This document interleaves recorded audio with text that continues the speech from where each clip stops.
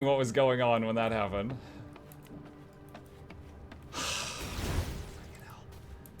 It's over. It's finally over. Alright. Put that away. That spell was you? Yeah, that spell was me. And it was just like, I was trying to watch everything else, and then that was too much. You finally quit the game. Well, hold on. Is there any achievements for, like, building his throne or anything? So we've got the Soul Shard of Dracula. Hold on. I gotta check Steam. What are the Steam achievements I don't have for this game? Make a music box? I don't care. Fish? I ain't doing it. Use a cosmetic? I don't care. Interact with an Atheum that has all the technologies unlocked. Not really worried about that. You're at 38 hit points to the end? Yeah. What does it take to make the throne? Let's see. Is it domination? Is it probably dominance? Throne of Darkness. 4 Onyx Tier, 40 Dark Silver, 8 Shadow Weave. I don't know if I have that.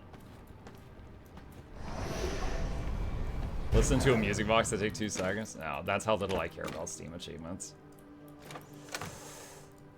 Alright, what is it? Hold on. 40 Dark Silver. I have 39. 8 Shadow Weave, 4 Onyx Tears. I have 2 Onyx Tears. Alright, I guess I'm not worried about it. Vinceris clipped it? Yeah.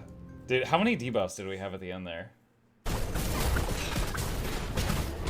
Oh, yo, that's okay. Yeah, that's exactly how fast the gameplay normally is, chat. Let me turn that down. Yeah, see, I was full health.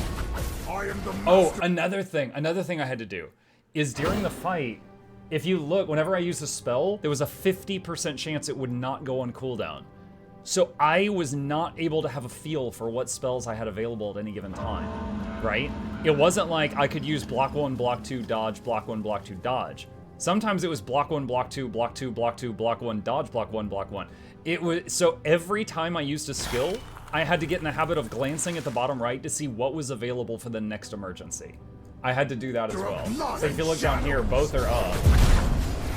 Yeah, right there I just got hit for 536 damage. And then I'm like, okay, both are on cooldown. I have to use a Lucy Strike. That's the only time in the fight I use that, because I glanced down and I saw both were on cooldown. And then I'm like, okay, blood's up for the next one. Dude, look at this. I didn't even believe it. Come on, come on. Come on, let me hit the button! I didn't believe that it was over until I hit the drain button. I think near death is more satisfying. Are you gonna start the new playthrough on Dracula difficulty? Oh my god. Yes. Yeah, imagine you beat him finally and it pops up and it says nightmare mode unlocked. And you're like, woo! Freaking nightmare mode unlocked. No! I did it. Oh, I freaking did it. Okay. I could run around and craft I crafted the throne on normal mode. I'm satisfied. I'm satisfied. Chat, when I beat this game in early access, when Luminance was the last boss, then when Adam was the last boss, I couldn't beat him in early access, and I gave up. And then, when the game came out, I beat the whole thing, including Adam and Dracula, and I was like, alright, I'm done. I'm not gonna do brutal mode. And then, a couple days later, I was like, I freaking want to play more V Rising. And so I started a brutal mode run. But at the time, I was like, I'm just gonna see how far I get. I didn't really think, because I was just like, Adam took me hours on normal, so I'm not gonna get him on, there's no way I'll get him on brutal. I don't know what he's got, but there's no way I'll get him. But, we have beaten the entire game on every single difficulty. And I feel like that should go on my resume.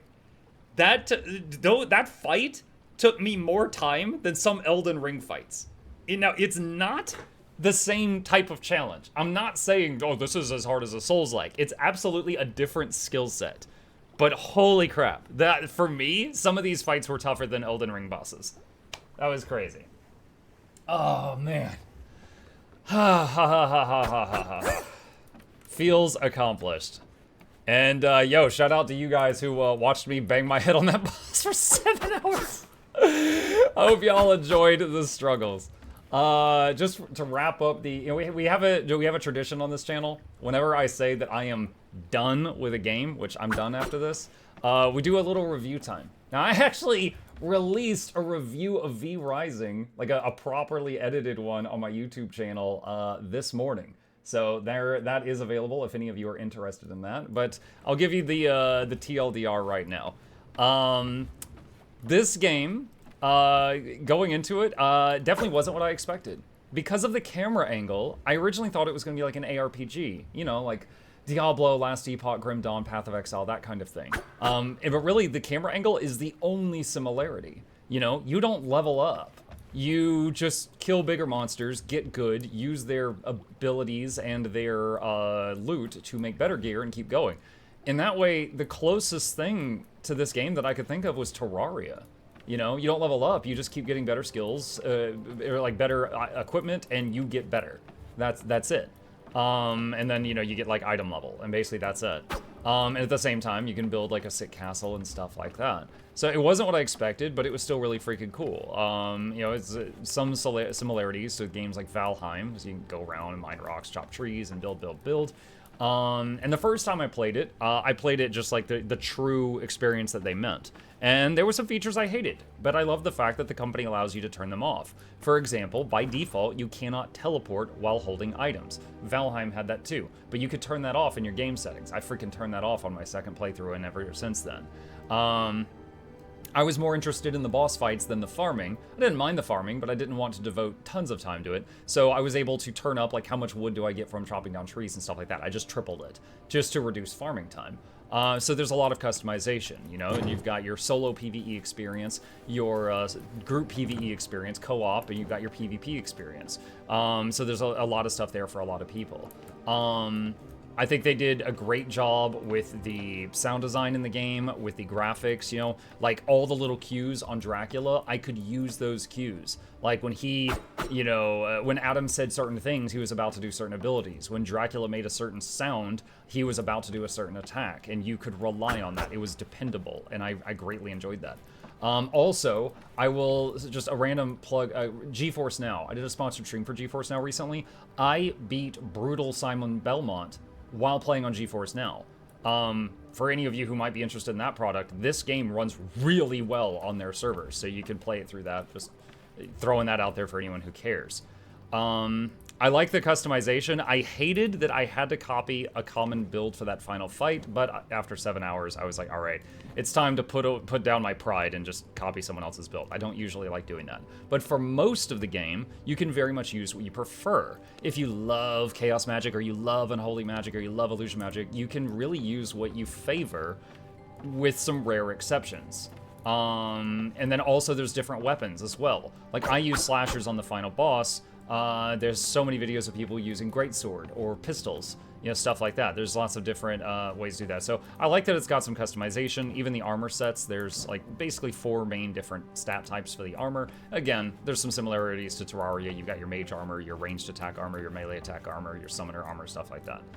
The castle building, I like, you know, I'm very much a function over form thing, so I made the essentials that I needed to play the game, but there are other people that can make some absolutely beautiful things. So if you just like, you know, making a house with pretty lights and carpets and light fixtures and stuff like that, there's some absolutely insane stuff that you can do in this game with the building. Like you can make 20-story tall castles with giant libraries and things like that. So they did really good with that. The only negative thing I have to say about this game, and it's more of like a constructive criticism, is I wish they had what many people call wireless crafting. And to give you an example of that, if I'm at this furnace and I want to smelt this item, I need to go get these 2 things, wet stones and grave dust. So I've got to go over here and grab grave dust, and go over here and grab wet stones, and bring them back to the furnace, and then put them in, and then it will start. I cannot just say do this and have it pull from the stash. There are many other survival games that I have played that have that, including Grounded most recently, which is the survival game that is very kid-friendly. I play that with my son a lot, and even it has wireless crafting. As long as the stations are within a certain distance of your containers full of loot, it will pull from them. And I would love this game to add that. Truly, I don't know that there's anything else I want this game to add. I've heard some people say, I wish there was more content, something like that. I don't think, I think it's okay for a good game to have an end. This, to me, is a good game that has a good end. Now, you can grind rifts. Honestly, I'm very mixed feelings on the rift system. I get that they were trying to put in something that could, like, occupy a lot of players' time. But, like, grinding rifts to get legendary weapons, I wasn't a fan of that. I would rather just log in once a day for a week, sending a minion over here to the garden, and then come back and take all the shards and gamble them, than just grind rifts. But that was just me. I didn't favor that. And then, on top of that, you know, the gambling for legend. If it wasn't for the internet, I wouldn't know the legendaries existed. Because it was like you had to gamble for them, and then it was like a 10% or 5% chance of getting one. So I would not have known about that. So I'm mixed feelings on the rift system. It was a cool idea, but at the same time, I didn't love it. So I definitely don't think they need to add more to that. But yeah, I think that's it. This is a fantastic game. I mean, for me, I would say like 9.5 out of 10. In the whole game. I usually in my reviews talk about bugs as well. I think I had like one bug. Like 100 hours into the game, I saw a treasure chest stuck in a wall, and I couldn't interact with it. I can't think of any other. Like, you know, the rare time I get hit by a boss attack, and I'm like, oh, that was BS, I dodged that. You know, there was moments like that. But, you know, what gamer doesn't have moments like that? That's exactly what I did. I have 40 servants. They got all the shards I needed for legendary weapon. 40? Wait, you... Oh, you used a server setting probably. I didn't even realize there was a server setting to turn up how many servants you have. I just got like 5 and then it stopped. You had that one wagon that drove off the bridge? Yeah. Honestly, when I say stuck in a wall, I'm referring to that one. The wagon... I attacked one of those trade wagons, and the ox, like, pushed it, and it turned sideways, and it went, like, off a bridge, and it was suspended in space, and you couldn't reach it. It was outside the play area. 5 castles, 8 servants per castle. Wow. That's a lot of micromanaging. Just by purchasing your gambling. Yeah, when you buy a weapon from this merchant, there's like it's like a eye level 30 weapon like this. It's like the pink the purple bow that I'm mousing over. But there's like a 5% chance or something like that it comes out the orange version. And the orange versions are set in stone. Like, they always have certain stats. Except, I think the slashers, there's 2 orange versions, and I just happened to get this one.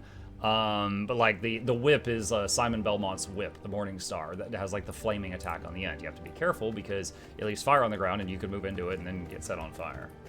It's only at 5%. Yeah, I had to gamble, like, 20 times, like, between 15 and 20 times to get one, I think, of this fiend. Something like that. Muck, can you plan on testing Spear this evening? Yes. Yeah, I will. Okay. Well, that was quite the journey. It feels very satisfying having ended it. And, yeah, I hope you guys enjoyed it too.